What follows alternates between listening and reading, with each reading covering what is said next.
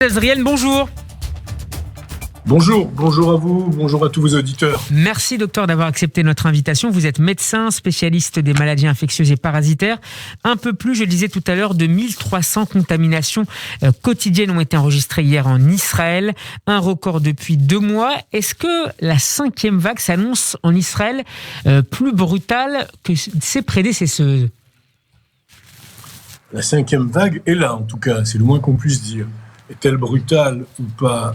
Moi, je crois qu'elle n'est pas encore extrêmement brutale. Elle est en tout cas présente, avec cette présence du nouveau variant Omicron, qui n'est pas encore très nombreux sur le territoire. On est à 175 cas, mais on pense qu'il y en a vraisemblablement plusieurs centaines en attente. Au regard du taux de reproduction, de diagnostic. Docteur Azriel, du taux de reproduction... Je vous entends mal, excusez-moi. Au regard du taux de reproduction de ce virus, de ce nouveau variant qu'on observe dans différents pays, notamment en Angleterre et en France, est-ce que finalement c'est ce qui risque de s'abattre en Israël dans les prochaines semaines ?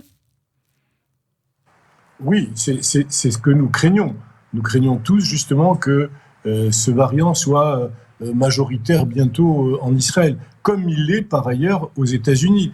Pour information, le variant aujourd'hui aux États-Unis est majoritaire à 73,2%. En quelques jours, en une semaine, en une dizaine de jours, il a remplacé le variant Delta.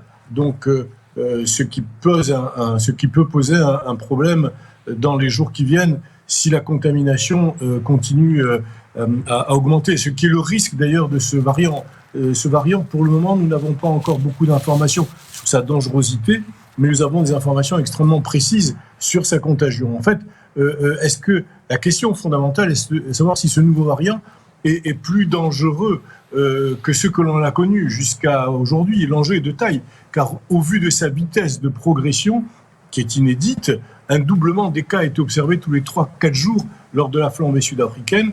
Les conséquences sanitaires pourraient être cataclysmiques. Les données commencent à parler maintenant. On commence à avoir des données essentiellement en provenance de la région de Golang en Afrique du Sud, qui est l'épicentre de l'épidémie, et du Royaume-Uni, qui est un pays européen où le variant circule déjà en grande quantité. Et en Afrique du Sud, on a 3 semaines après le début de la vague, alors que le pic épidémique local semble être dépassé, la mortalité, c'est la bonne nouvelle, est restée basse. La durée moyenne de séjour à l'hôpital s'est raccourcie de plusieurs jours et moins de malades ont dû être admis en soins critiques. Et selon les autorités locales, il est quand même difficile de déterminer si cette moindre gravité des cas est due au fait qu'il y a une meilleure immunité liée à la vaccination ou à des infections antérieures que lors des précédentes vagues, ou si c'est le résultat de la virulence intrinsèque d'Omicron. C'est ce que nous espérons.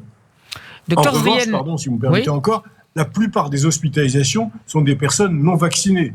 Et si les enfants ont pu être un peu surreprésentés au début, maintenant, ils ont rapidement reculé dans le nombre pour laisser la place aux plus âgés. Docteur Azriel, le Premier ministre israélien Naftali Bennett a reçu hier soir plusieurs experts du ministère israélien de la Santé.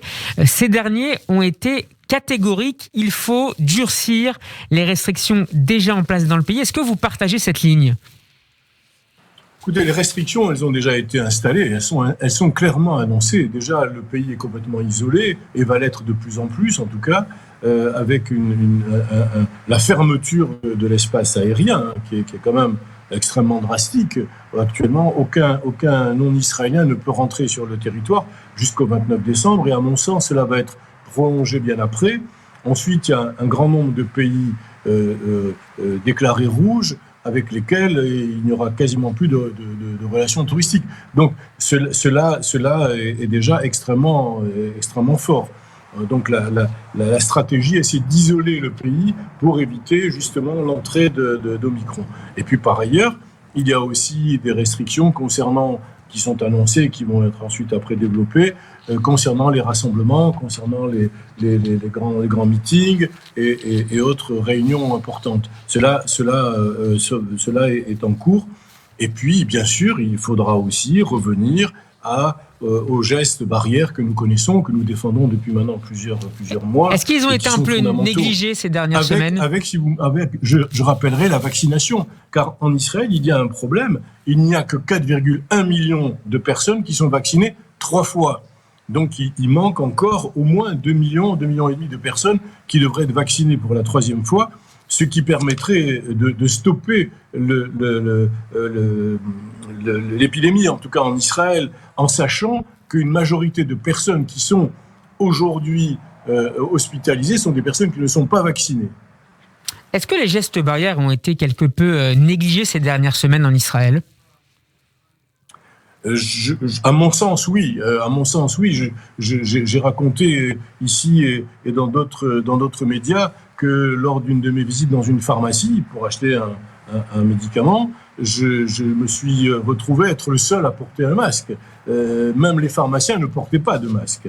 Donc cela pose un problème. J'espère que les choses vont s'arranger, qu'il va y avoir une prise de conscience individuelle et collective dans ce sens qui permettrait comme ça de diffuser, de stopper la diffusion.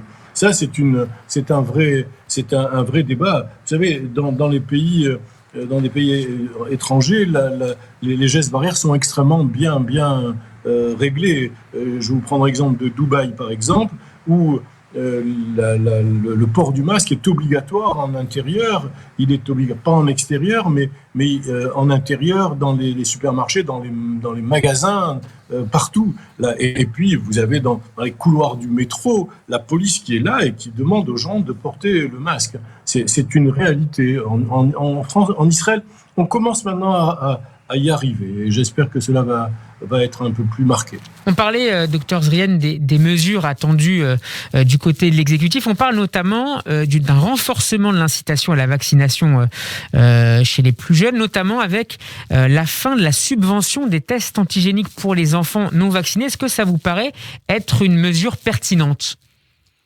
Écoutez, c'est une mesure qui est annoncée, elle n'a pas encore été votée. Je ne suis pas sûr qu'elle le soit. Elle serait extrêmement impopulaire. Je ne suis pas sûr qu'elle le soit, mais en tout cas, c'est quelque chose qui est annoncé, c'est vrai. Mais est-ce que ce serait une mesure efficace ? C'est une mesure applicable. Toutes ces mesures sont applicables. Néanmoins, c'est pas sûr qu'elle le soit, car elle serait quand même fortement impopulaire. Et la politique, évidemment, joue toujours un rôle, au moins partiel, dans les décisions de tout exécutif. Merci beaucoup, Dr Joseph Zrian, d'avoir été avec nous. Je rappelle que vous êtes spécialiste des maladies infectieuses et parasitaires. Votre entretien est à retrouver en vidéo sur la page YouTube de Radio J. À très bientôt, portez-vous bien. Merci à vous. Et restez